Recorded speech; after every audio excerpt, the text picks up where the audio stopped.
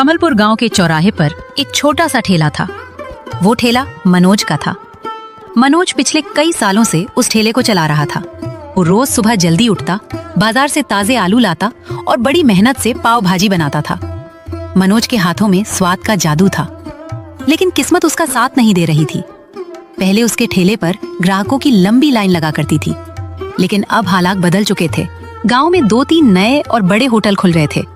उन होटलों की चमक दमक, बड़ी दुकानें और आकर्षक सजावट देखकर लोग वहीं जाने लगे थे। इन नए होटलों के कारण मनोज के ठेले पर ग्राहकों का आना लगभग बंद हो गया था।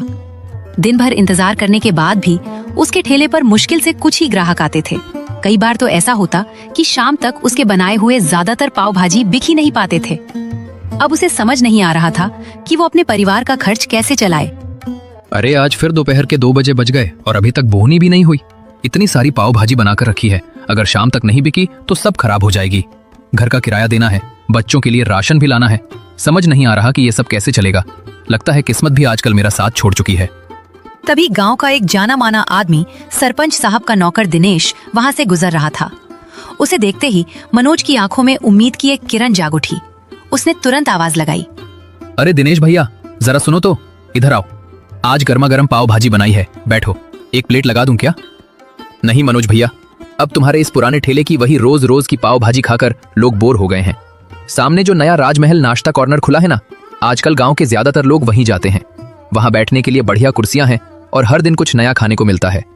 तुम भी कुछ नया सोचो, कुछ अलग करो, वरना कहीं ऐसा ना हो कि एक दिन तुम्हें अपना ठेला ही बंद करना पड़ जाए। दिनेश की बात सुनकर मनोज का दिल बैठ गया। शाम होने को आई थी, लेकिन पूरा ठेला वैसे का वैसा ही भरा था। मनोज की आंखों में आंसू आ गए। वो सोचने लगा कि अगर यही हाल रहा तो वो भुखमरी की कगार पर आ जाएगा। रात के करीब 8 बजे बज चुके थे। मनोज अपना ठेला बंद करने की तैयारी कर रहा था। वो बची हुई पाव भाजी को देखकर भारी मन से सब समेट रहा था। तभी अचानक एक बुजुर्ग व्यक्ति ठेले के सामने आकर रुक गया। उसके चेहरे पर थकान और भूख साफ दिखाई दे रही थी।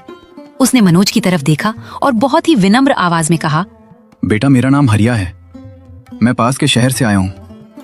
वहां जिस होटल में मैं काम करता था वो बंद हो गया। मेरे पास रहने की कोई जगह नहीं है और सुबह से पेट में एक दाना तक नहीं गया है। क्या मुझे यहाँ कुछ काम मिल सकता है? मैं खाना बहुत अच्छा बना लेता हूँ। अरे चाचा, तुम खुद देख रहे हो कि मेरी खुद की दुकान बंद होने की कगार पर है। दिन भर में एक भी ग्राहक नहीं आया। मैं तुम्हें काम पर रखकर कहां से पैसे दूंगा? तुम कहीं और जाकर काम ढूंढो। मेरे पास तुम्हें देने के लिए कुछ नहीं है। बेटा, मुझे मोटी तनख्वाह नहीं चाहिए। मुझे बस रात को इस ठेले के कोने में सोने की जगह दे दीजिए और 2 वक्त का खाना खिला दीजिए। मैं आपके ठेले का पूरा काम संभाल लूंगा। बर्तन धोने से लेकर खाना बनाने तक जो कहोगे वो सब करूंगा। प्लीज मुझे मना मत कीजिए, बाहर बहुत ठंड है। मनोज ने हरिया की तरफ देखा। उसकी आंखों में ईमानदारी और लाचारी साफ दिखाई दे रही थी। मनोज का दिल पिघल गया। उसने सोचा कि खाना तो वैसे भी बच ही गया है, इसे फेंकने से अच्छा है कि किसी भूखे का पेट भर जाए। ठीक है चाचा, रो मत, सामने जाकर हाथ मुंह धो लो। ये पाव भाजी बची हुई है, इसे भरपेट खा लो। आज रात यहीं सो जाना, कल सुबह से काम पर लग जाना। लेकिन याद रखना, जब मेरे पास पैसे होंगे मैं तभी तुम्हें कुछ दे पाऊंगा। आपका बहुत बहुत धन्यवाद मनोज भैया। आप मेरे लिए फरिश्ता बनकर आए हैं। मैं आपकी इस भलाई का कर्ज जरूर चुकाऊंगा। कल मैं आपको एक ऐसी चीज बनाकर खिलाऊंगा जो आपने इस पूरे गांव में कभी नहीं खाई होगी। पर मनोज को ये नहीं पता था कि यही हरिया उसके ठेले की किस्मत बदलने वाला है।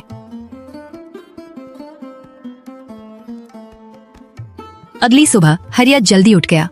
उसने पूरे ठेले की साफ सफाई की, बर्तन चमकाए और मनोज के आने से पहले सारा काम खत्म कर दिया।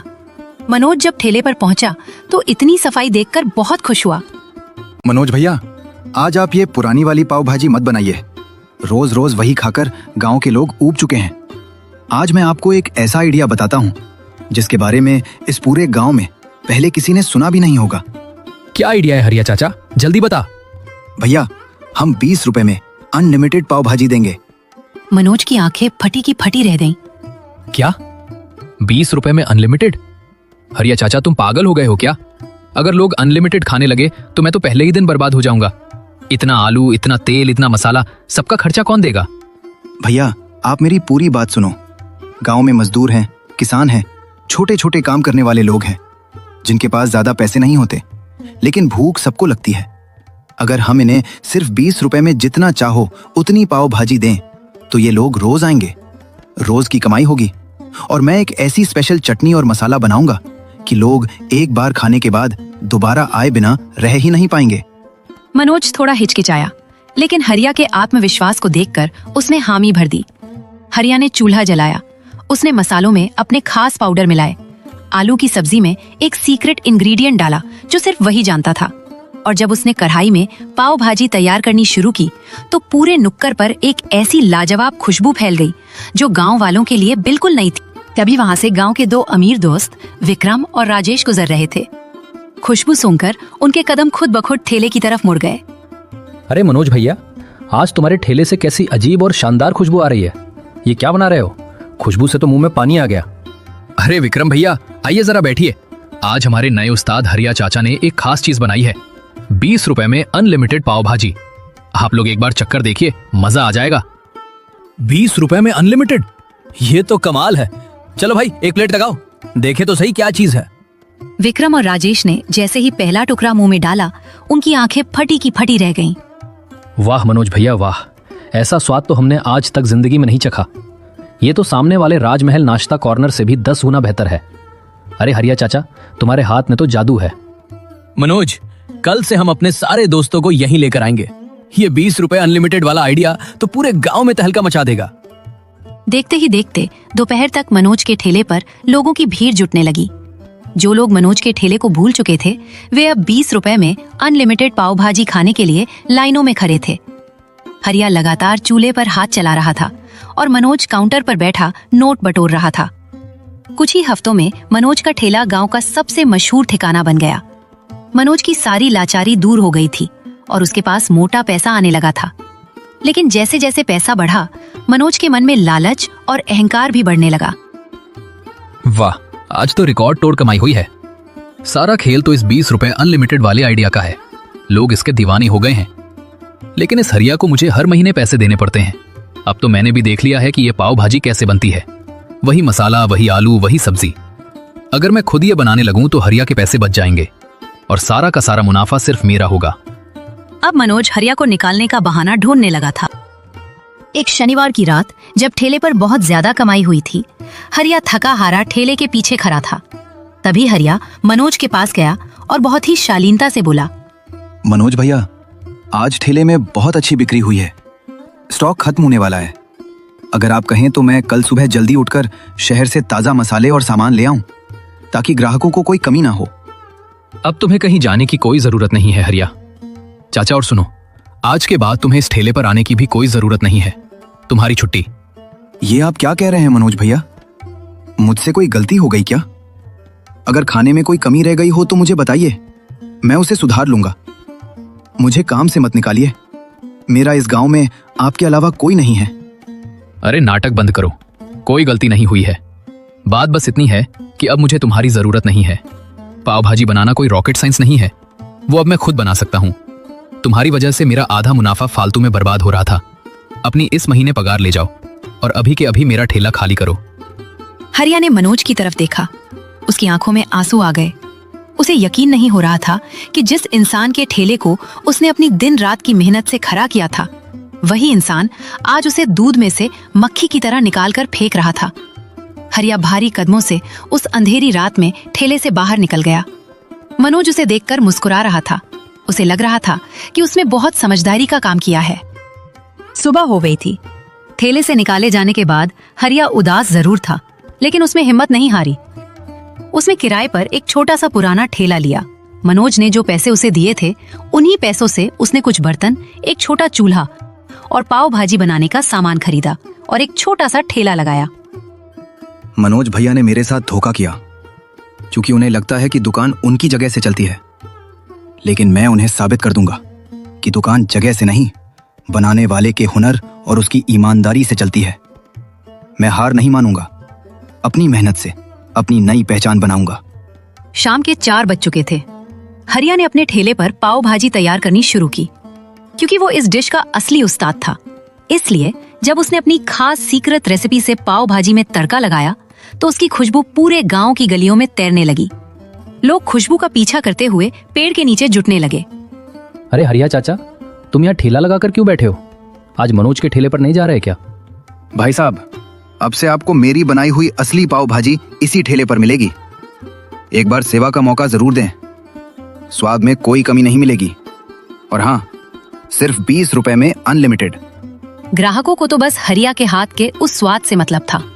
उन्होंने तुरंत प्लेटें ऑर्डर करना शुरू कर दिया। हरिया ने बहुत ही कम दाम में और मनोज के ठेले से भी ज्यादा अच्छी क्वालिटी में पाव भाजी परोसी। पहले ही दिन शाम ढलते ढलते हरिया के ठेले पर लोगों की भारी भीड़ जमा हो गई। उधर मनोज के ठेले पर शाम होते ही ग्राहकों की भीड़ जुटने लगी थी। मनोज आज बहुत खुश था, क्योंकि आज उसे किसी को मजदूरी नहीं देनी थी और सारा मुनाफा उसका होने वाला था। मनोज बड़े घमंड के साथ चूल्हे के पास जाकर खड़ा हो गया। उसने हरिया की नकल करते हुए पाव भाजी बनाने की कोशिश की। तभी विक्रम और राजेश अपने कुछ दोस्तों के साथ ठेले पर पहुंचे। भाई मनोज, आज हमारे कुछ खास दोस्त शहर से आए हैं। इन्हें भी जरा अपने हाथ की वो जादुई 20 रुपए अनलिमिटेड पाव भाजी खिलाओ। जरा 5 प्लेट गर्मा गर्म लगाओ। अरे विक्रम भैया, जरूर जरूर, मैं तुरंत अपने हाथों से आपके लिए स्पेशल पाव भाजी बना रहा हूँ। खाकर उंगलियां चाटे रह जाओगे।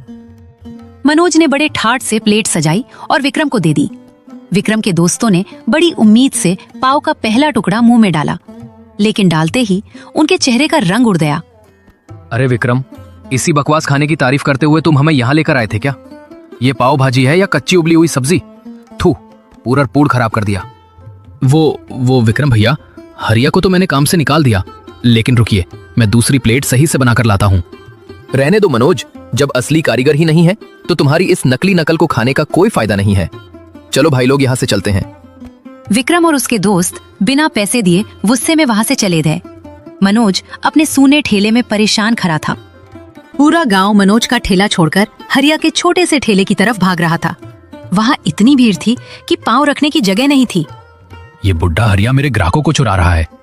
मुझे कुछ ना कुछ ऐसा करना होगा कि इसका ये ठेला हमेशा के लिए बंद हो जाए, वरना मैं बर्बाद हो जाऊंगा। एक शाम जब हरिया का ठेला ग्राहकों से घिरा हुआ था, मनोज चुपके से भीड़ का फायदा उठाकर ठेले के पीछे गया। जब हरिया ग्राहकों को खाना परोसने में व्यस्त था, तब मनोज ने चुपचाप हरिया की हरी चटनी के बर्तन में ढेर सारा नमक और कड़वा तेल मिला दिया। अब आएगा मजा। जब लोग ये कड़वी और खारी पाव भाजी खाएंगे तो थूक देंगे। हरिया का नाम हमेशा के लिए खराब हो जाएगा। मनोज साजिश रचकर पीछे हटा ही था कि तभी गांव के सरपंच साहब अपने आदमियों के साथ वहां पहुंच गए। सरपंच साहब को शहर से आए कुछ मेहमानों के लिए हरिया की मशहूर 20 रुपए अनलिमिटेड पाव भाजी पैक करवानी थी। अरे सरपंच साहब, आप इस छोटे से ठेले पर क्यों आए? चलिए मेरे ठेले पर बैठिए, मैं आपके लिए बढ़िया खाना मंगवाता हूँ। चुप रहो मनोज, पूरे गांव को पता है कि असली स्वाद हरिया चाचा के हाथों में है। और वैसे भी हमारे आदमी ने तुम्हें इनके खाने में कुछ मिलाते हुए देख लिया है। नहीं सरपंच साहब, ये झूठ है। मैं तो बस यहाँ से गुजर रहा था। सरपंच साहब ने तुरंत अपने आदमियों को आदेश दिया कि वे चटनी का बर्तन जांचे।